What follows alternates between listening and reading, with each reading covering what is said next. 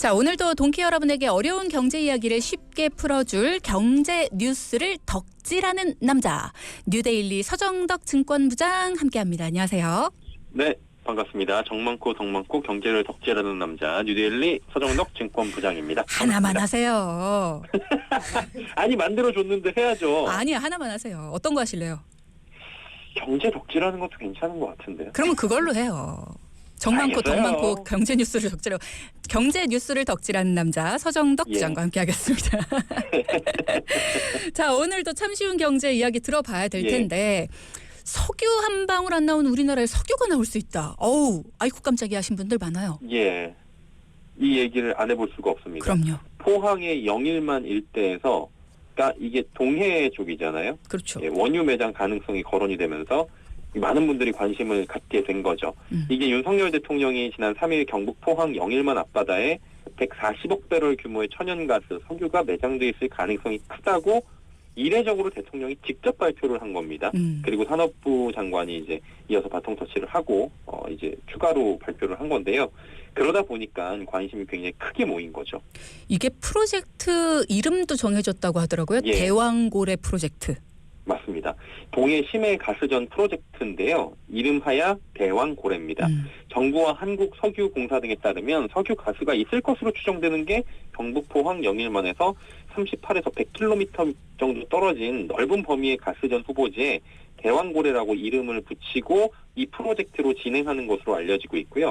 이게 사실 갑작스럽게 발표가 나온 거잖아요. 그러다 보니까 뭐 주디도 그랬겠지만 굉장히 좀 생뚱맞다. 그 뜬금없이 갑자기 이게 무슨 일이야? 이러시는 분이 많아요. 가짜 뉴스인 줄 알았던 분들도 많아요. 그렇죠. 대통령이 직접 근데 발표를 하니까 그렇죠. 뭐지? 약간 어리둥절하고 이런 상황이에요. 자칫 이게 근데 조사 과정에서 확인되지 않은 사실이 흘러나갈 경우에는 영향을 줄 수 있는 게 굉장히 이곳저곳에 많다 보니까 보안 속에서 진행이 됐다고 하고요. 신뢰성 검증을 거쳐서 믿을 수 있는 석유 부존 가능성을 확인한 뒤에 탐사 계획과 함께 대통령실에 보고가 올라갔고 3일에 직접 발표가 이루어졌다. 이런 후문이 있더라고요. 네, 실제로 140억 배럴 수준의 엄청난 탐사 자원량이 예상된다. 뭐 이런 보도가 있습니다. 네네. 이게 제가 잠시 뒤에 좀 주의사항이나 이런 우려되는 부분을 설명을 해드릴 것 같은데 네네. 미국 액트지오사가 여기 이제 대표가 11시에 조금 있다가 이제 들어올 거거든요. 그리고 이게 뭐 페이퍼 컴퍼니니 아니니 이런 얘기들도 많이 있어요. 근데 이제 이게 페이퍼 컴퍼니니 아니니 요거는 우리가 대본에 없던 얘기긴 한데 최신 사항을 업데이트해야 되니까 살짝 말씀을 드리면 한간에서는 페이퍼 컴퍼니 왜냐 가정집으로 나온다 이게 맵을 그 검색을 해보니까 주소를 쳐보니까 또 이제 한쪽에서는 이쪽 전문가들은 원래 이 자원 탐사하는 게 부티크 형식으로 이루어지는데 그러다 보니까 그때 프로젝트 할 때마다 이렇게 모여가지고 사무실 존재 유무는 중요하지 않다 이렇게 또 갈리고 있어가지고 이건 좀 지켜봐야 될 것 같고요. 어쨌든 뭐 대표가 입국을 11시 있으니까 자세한 소식들은 저희 방송이 끝나면 또 업데이트가 될 겁니다. 근데 이 엑스지오사가 심층 분석한 결과 이 지역에 최소 35억 배럴에서 최대에서 140억 배럴의 탐사 자원량인데 이거 잘 보셔야 되는 게 최소랑 최대가 차이가 좀 많이 나요. 네, 그래가지고 시장에서도 지금 최소치로 보통 보수적으로 잡는 것도 필요하지 않냐라는 지적들도 함께 나오고 있거든요. 네네. 그리고 매장 예상 자원은 가스 75%, 석유 25%로 추정이 되고요. 각각 이게 우리나라가 최대치예요. 최대치. 29년 또 4년 가까이, 가스는 29년, 뭐 석유는 4년 가까이 쓸 수 있는 양이고 석유 가스전의 성공 확률은 20%라는 분석이 나오고 있습니다. 심해 가스전 개발 계획을 수행하는 석유공사가 연말 시추 작업을 이제 뚫는 거 있잖아요. 그거 한 번에 1,000억이라고 하는데 이거 시작하는 것을 목표로 탐사선과 투입 인력 확보에 나선 것으로 알려지고 있고요. 지금 업계에서 조심스럽게 나오는 얘기는 노르웨이의 시추 기업 시드릴이라는 곳이 있는데 이곳에서 시추를 맡을 것이라고 지금 보도가 나오고 있습니다. 시드릴은 지난 5월 공시를 통해서 시추선 웨스트 카펠라에 대해 한국과 유저 1개에 대한 계약을 체결했다고 발표를 했고요. 계약 기간은 40일, 금액은 우리 돈으로 439억 원, 수송료 1,000만 달러 포함, 추가 서비스 수수료 제외. 구체적으로 이렇게 공시가 나와 있더라고요. 계약은 2024년 12월에 시작이 될 예정이다. 이렇게 전해지고 있습니다. 그러니까 연말에 하겠다라는 얘기네요. 네, 맞아요. 궁금한 게 저희가 이 부분을 잘 모르잖아요. 이게 보통 어려워요, 석유 사업을 개발하는 절차가 어떻게 진행이 되는 거예요? 그러니까 이게 우리가 볼 때 그럼 석유 나오나 이렇게 생각하시는 분들이 많잖아요. 그렇죠. 예, 구체적으로 이게 좀 복잡하더라고요. 절차가 있고 개발 절차가 광구를 획득하고요. 탐사를 하고 그 다음에 개발을 하고 생산을 하는 이 단계로 진행이 됩니다. 그러면 이번 탐사시추는 탐사에서 지표 지질 조사, 물리 탐사, 탐사시추, 평가시추 중에 세 번째 단계에 해당하는 거예요. 정부는 물리 탐사를 벌인 뒤에 심해 석유 집이라고 불리는 게 있어요. 이게 유망 구조인데 여기에서 석유, 가스 부존 있는지 없는지 이 가능성을 확인했다는 지금 그 입장인 거예요. 단계로 딱 따지고 보면은. 그러니까 워낙에 비밀리에 진행이 돼서 우리가 몰랐지만 네네. 지금 벌써 세 번째 단계에 해당이 된다라는 얘기네요. 현재 전문가들은 어떻게 얘기를 하고 있습니까? 조심스럽죠, 사실은 이거에 대해서. 전문가들은 이제 유망 구조라고 조금 전에 말씀드렸잖아요. 이 유망 구조를 찾은 것 자체는 의미가 있다라고 이야기를 하는데 유망 구조가 석유의 집이라고 불려요. 네. 석유, 가스, 이 자원이 있을 것으로 예상되는 지층 구조를 얘기하고요. 그러니까 있을 것이라고 예상하는 거니까 있는지 없는지 여부는 이제 더 가봐야 되는 거죠. 그렇죠. 자원 탐사는 지진파 등인 탄성파를 활용해서 해저 지형이나 지반, 암석 등을 파악하는 물리 탐사로 시작됩니다. 지진파를 지층에 딱 보내요. 그다음 반사되는 양상을 이게 파 보내면 반사돼서 나오는 거 가지고 그렇죠. 확인하는 거거든요. 지층의 모양을 짐작하는 절차고요. 이때 지층 모양이 석유나 자원을 품고 있을 것으로 예상되는 트랩 구조인 것으로 판단되면 이를 유망 구조로 보게 되는 거예요. 산업통상자원부하고 한국석유공사가 2005년부터 동해 심해에서 물리탐사와 시추를 진행해온 것으로 전해지고 있습니다. 이때 쌓은 자료에 대한 분석을 지난해 2월 조금 전에 말씀드렸던 미국 액트지오사에 맡겼고요. 그리고 액트지오사로부터 지난해 말 최대 가스 12억 9천만 톤, 석유 42억 2천만 배럴의 탐사 자원량이 있는 유망 구조를 확인했다라는 결과를 받은 거예요. 지금 여기서 탐사 자원량이라는 거는 물리 탐사 자료 해석을 통해서 산출된 추정 매장량입니다. 아직 시추를 통해서 확인되지 않은 자원량을 말하고요. 자원의 유무는 최소한 시추를 해보면 알 수 있는 거예요. 물리 탐사 과정에서 시추를 해봐도 좋겠다라는 평가가 나온 만큼 시추에 들어가는 것은 의미가 있다라고 전문가들을 보고 있어요. 한마디로 여기에 있을 것 같으니까 한번 시추를 해보세요. 라는 거예요, 지금. 그렇군요.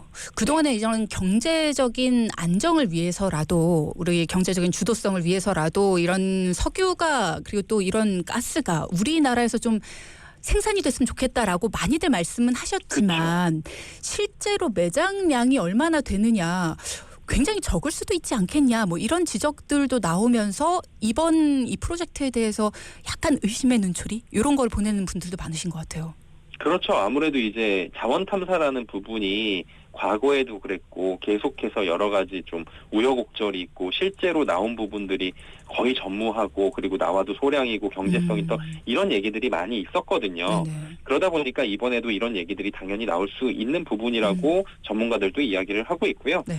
이번에 발표된 추정 자원량이 실제 매장량이랑 차이가 클 수 있다는 지적도 당연히 제기가 될 수 있는 겁니다. 물리 탐사 단계에서는 자원이 많아 보이더라도 실제 탐사에 돌입하니까 자원이 없거나 우리가 이제 비용을 들여갖고 BEP라고 그러잖아요. 손익분기점을 맞춘다 그러는데 비용을 들여가지고 채굴을 했는데 적자면 할 필요가 없는 거잖아요. 그쵸. 그래서 그만큼 충분치 않은 경우도 많다라고 해서 자원 탐사가 그래서 어려운 거라고 하더라고요. 그러다 보니까 이번에 발견된 영일만 유망 구조 역시 탐사 시추를 해봐야 실제 자원 존재 여부를 확인할 수 있는 상황이고요. 그리고 탐사 시추를 통해서 자원이 있다는 걸 진짜로 확인을 했어요. 근데 이제 잠재 자원량에 따라 채굴하지 않게 될 수도 있다는 겁니다. 왜냐하면 들이는 조금 전에 돈에 비해서 말씀드린 대로 이제 적을 수 그럼요. 있으니까. 네. 우리가 어디에 여행을 가는데 여행하는데 일을 하는데 일을 하기 위해서 이제 옷도 사고 그래야 되잖아요. 근데 이래갖고 하루 일당이 7만 원인데 옷 사는데 20만 원이면 그거 안 하는 게 낫죠. 그럼요. 네, 그런 겁니다. 채굴에서 얻을 이익보다 발생할 비용이 더 클 것으로 판단이 되면 채굴 사업을 할 이유가 없는 거예요. 그쵸. 그러다 보니까 일부에서는 현 시점에 섣불리 기대를 키워서는 안 된다라고 조금 이제 템포를 좀 조절을 하자라는 지적들도 당연히 나오는 거고요. 실제 매장량과 추정 자원량의 괴리감이 클 수 있고 오해가 있을 수 있기 때문이에요. 이거는. 그러다 보니까 선진국에서는 추정 자원량 발표에 따라서 자원 관련 기업 주가의 요동침을 방지하기 위해서 물리탐사 단계의 자원량이랑 실제 시추 이후 확인된 추정량을 구분해서 한마디로 기대감이랑 실제하고는 좀 구분해가지고 용어 사용을 하도록 규제를 하고 있기도 합니다. 그렇죠. 네. 실제 이번 탐사에 들어갈 비용으로 차라리 구매를 더하자 뭐 이런 얘기까지 나오는 게 자원 탐사의 비용이 상당히 많이 들어가죠. 이게 없는 걸 만드는 작업이잖아요. 그리고 만들면 진짜 대박이 나는 거니까 상당한 작업 난이도하고 비용이 소요되는 건 당연합니다. 네. 정부는 향후 탐사에서 한 개 시추공을 뚫는데 드는 비용이 1,000억이에요. 그럼 5곳 이상 시추를 하겠다 그랬잖아요. 네. 5천억 정도가 들어가는 거거든요. 산업부 관계자는 3사 시추 성공률이 20% 정도라고 이야기합니다. 동해 가스전의 경우에 10번 실패하고 11번째 상업 생산에 성공했는데 이번에 발견한 영일만 유망 구조는 심해 지형인 만큼 동해 가스전처럼 10번씩 시도할 여력도 없을 것이다. 이렇게 전하기도 했습니다. 네. 일단은 뭐 조심스럽게 바라보는 시선이 좀 강한 것 같다라는 생각은 듭니다. 근데 반면에 주식 시장은 굉장히 뜨거워졌다면서요. 주식시장이 이게 하시는 분들은 아는데 저는 이제 맨날 취재를 하잖아요. 살아있는 생물이고 정말 모든 사회의 모든 현상, 정치, 사회, 경제 모든 현상을 여기서 선반영해가지고 막 꿈틀꿈틀거리는 동네거든요. 어떻게 이렇게 되는지 너무 신기할 정도예요. 3일에 이게 보도가 나왔잖아요. 네. 이게 10시 30분 정도에 보도가 나왔을 거예요. 네. 보도가 나오기 전부터 조금 꿈틀거리긴 했던 것 같은데 차트를 보니까 네. 석유가스라는, 그러니까 석유, 가스, 요거 종목에 붙어 있는 얘네들은 그냥 모조리 상승을 했습니다. 오늘은 이제 시간이 좀 지났잖아요. 3일째잖아요. 네. 그러니까 변동성이 심해져서 내리는 종목도 있고 차익 실현도 나오고 하는데 보통 이렇게 움직이는 게 신규 에너지원 발굴에 대한 기대감이 여기에 이제 투영이 되면서 일제히 변동성이 강해진 것으로 볼 수가 있겠죠. 아니 이렇게 일제히 급등하는 게 통상적으로 있는 일이에요? 있습니다, 있긴. 일단은 이게 주식이라는 게 참 당황스럽고 황당하고 그렇긴 한데 이런 기대감에 움직여요. 주식은 기대감을 먹고 사는 동네라고 하거든요. 통상적으로 움직임이 나오긴 합니다. 근데 당연히 주의해야 될 부분이 있겠죠. 기대감만으로 움직인 거니까. 그럼요. 기대감에 부응을 못하면 얘가 1등 할 거야. 우리 학창 시절에 그런 거 있잖아요. 아니면 금메달리스트 예정자가 이번에는 뭐 세계대회에서 맨날 1등 했으니까 금메달 딸 거야라고 막 올라갔어요. 근데 실제로 금메달을 못 따고 예선 탈락해버리면은 그건 이제 하한가 치는 거잖아요. 결국에는 비슷한 겁니다. 기대감으로 움직일 수는 있는데 실제로 이게 상업화 시간까지 굉장히 또 시일이 걸려요. 그리고 실패 가능성도 있죠. 무엇보다 지금 이 주식시장만 놓고 보면 상승한 종목들이 조금 전에 말씀드렸다시피 가스, 뭐 석유 이런 거 들어간 종목들이잖아요. 실제 이 사업하고의 연관성이 없는 애들도 있어요. 실제로. 그렇죠. 네. 이번에 사업 영역을 찾자면 석유, 가스, 채굴, 시추 이쪽하고 관련된 영역일 텐데 그렇지 않은 종목들도 상당히 많이 있다라는 거죠. 한마디로 실체를 따져봤을 때 기대감만으로 올라간 종목 그리고 그렇지 않은 실제로 실익이 들어간 기업들 이런 걸 좀 구분을 해야 된다라는 거죠. 그렇죠. 이걸 소위 말해서 이제 테마주라고 합니다. 이번에는 이제 동해 그 가스 테마 아니면 동해 석유 테마 이렇게 부르긴 하는데 네네. 이게 지금 소위 말해서 테마성으로 이렇게 묶여서 뭐 석유 가스 들어가면 다 그냥 아니면 비슷한 사업 영위하는 기업들이 일제히 상승을 한 거잖아요. 근데 이번 상승이 지속되면서 급등을 한 다음에는 당연히 옥석 가리기라는 표현이 나와요. 실제로 사업 영역이 얼마나 부합을 하느냐 이를 통해서 이익이 나와서 향후에 기업의 가치 증대에 영향을 줘. 왜냐하면 주가라는 거는 기업 가치의 수반이 되는 거니까요.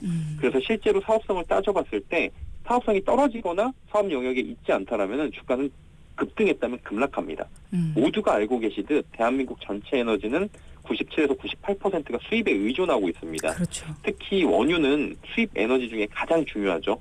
만일에 동해 심해 석유가스 개발이 실제로 이루어진다면 해외 가스 가격에 따라 미수급 리스크에 항상 노출되고 있는 지금의 비즈니스 모델이 구조적으로 안정화될 수 있는 구조라는 겁니다. 그런데 실제 매장량이랑 사업성의 괴리감에 따라서 리스크를 하나씩 따져봐야 되는 거고요.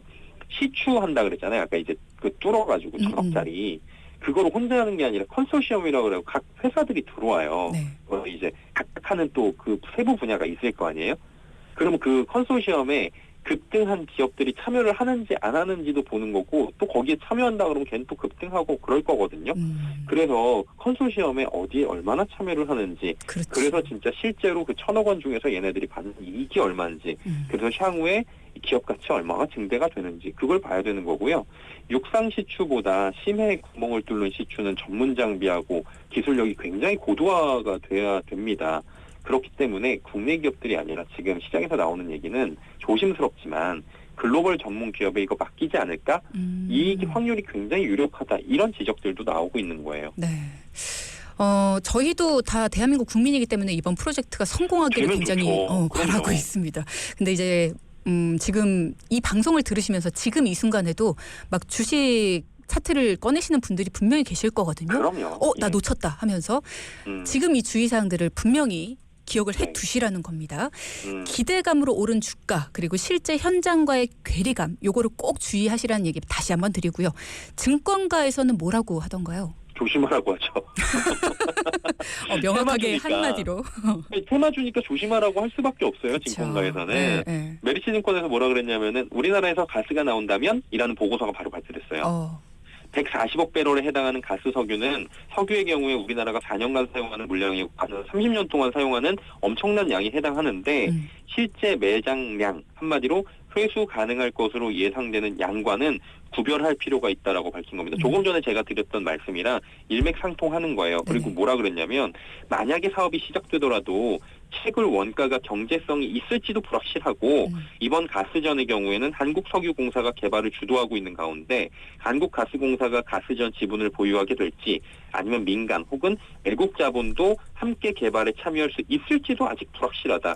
그래서 과도한 기대는 금물이다 이렇게 표현을 한 거고요. 한마디로 기대감 수급 그리고 묻지마 투자가 더해진 상황에서 기대감에 의한 수급이 빠져나가 한마디로 수급이라는 거는 매수한 물량들이거든요. 네. 이게 털고 나간다고 표현을 해요. 시장에서는 이렇게 정리를 하고 그게 빠져나가요. 썰물처럼 밀물처럼 들고 왔다가 그러면 주가는 제자리로 돌아오는 기업들이 통상적으로 테마주는 많았습니다. 생각해 보시면은 코로나 때도 코로나 뭐 실제로 맞아요. 약 만들거나 이런 기업들은 얼마 없고 지금 상장 폐지되거나 뭐 우리가 임상 2단계에 들어갔다 그러는데 지금 상장 폐지된 기업들도 있거든요. 아니면 거래 엄청 정지 많죠. 들어있고 예, 예. 엄청 많잖아요. 예. 그건 기대감이었던 거고 실제하고는 다르다라는 거예요. 이거는 꼭 이번만뿐만이 아니라 테마성 움직이는 종목에 대해서는 각별하게 주의가 필요하다는 거고요. 최소한 이거 좀 알아두셔야 돼요. 아까 말씀드렸다시피 이게 최소 최대 그 물량 차이가 35억 배럴에서 140배럴 이렇게 차이가 크다 보니까 140배럴만 보고 할 게 아니라 최소 물량에 대해서도 항상 인지를 하고 있으셔야 되는 거고요. 그냥 개인적으로 제가 이쪽 취재하는 입장에서 보면은 항상 이런 테마성 움직임에서는 마지막에 피해보는 사람들은 개인 투자자들이 많이 있어요. 왜냐하면은 늦게 들어가고 더 오를 거라는 막연한 기대감 이런 것들이 있고 자꾸 이제 정리 못하고 나오거든요. 미련 때문에. 항상 그래서 각별한 주의를 요구하고 제가 말씀을 드리고 입장이다 보니까 매일 오를 것 같아요. 이거 보고 있으면 막연한 기대감에 나도 한번 해볼까라는 생각은 접으세요. 이거 들으시는 분들은. 그렇죠. 저는 그냥 단호하게 말씀드릴 수 있을 것 같습니다. 재미로 관망하시면서 야 얘네가 얼마큼 올랐대 석유자 들어가는 애가 어떻게 됐대 이렇게 이야기는 우리가 할 수 있을지언정 여기다가 실제로 피 같은 내 돈을 넣어가지고 뭐 이익 나면 좋죠. 근데 안 날 확률이 높고 이렇게 번 돈은 결국에 이렇게 또다시 손실이 나기 마련이니까 이지컴 이지고잉 뭐 이런 얘기 있잖아요. 영어로 하면. 예. 관망하시는 게 어떨까 이런 의견을 마지막으로 좀 드려보도록 하겠습니다. 네. 전문가님 이야기니까 듣고는 있습니다만 그래프가 쭉쭉 올라가는데 재미로 관망하는 게 쉽지가 않습니다. 아유 그렇죠. 그렇긴 한데 그래도 그런 이제 이게 뭐 비속어는 아니니까 네. 손가락을 꽉 잡아라 이게 타짜에서 막 그런 거 있잖아요. 손가락을 꽉 잡아라 이런 게 있는데 맞아요. 진짜 그 검지 버튼으로 우리가 보통 엄지랑 요즘에는 MTS로 하는데 그것들을 꼭 한번 잡고 계시는 게 어떨까. 이거 말고도 할 거 많거든요 지금. 그럼요. 네. 굳이 맞아요. 이거를 들어가서 막 마음고생할 생각하니까 안 하는 게 어떠실까 저는 이렇게 좀 권장을 해드리고 있습니다. 네, 테마주 조심하셔라라는 이야기. 자, 오늘은 이른바 포항 영일만 일대 대왕고래 프로젝트에 대한 이야기를 상세하게 전해주셨습니다. 네. 네, 경제 뉴스를 덕질하는 남자 뉴데일리 서정덕 증권부장과 함께했습니다. 오늘도 감사합니다. 네, 감사합니다. 네.